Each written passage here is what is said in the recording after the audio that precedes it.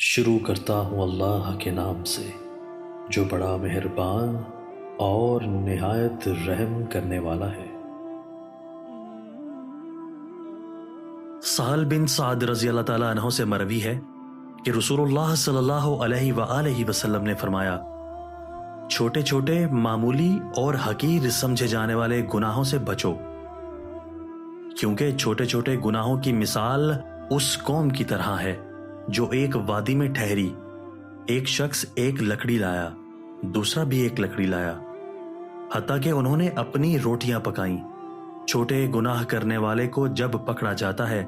تو وہ گناہ اسے ہلاک کر دیتے ہیں۔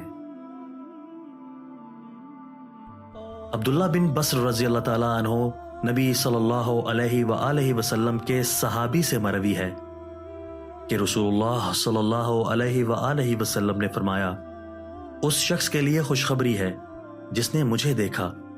اس شخص کے لیے خوشخبری ہے جس نے اس شخص کو دیکھا جس نے مجھے دیکھا، اور اس شخص کے لیے خوشخبری ہے جس نے اس شخص کو دیکھا جس نے مجھے دیکھنے والے شخص کو دیکھا اور مجھ پر ایمان لایا۔ دوستو، اللہ تعالی ہمیں ان احادیث مبارکہ پر عمل کرنے اور اپنی زندگیوں کو سنوارنے کی توفیق عطا فرمائے۔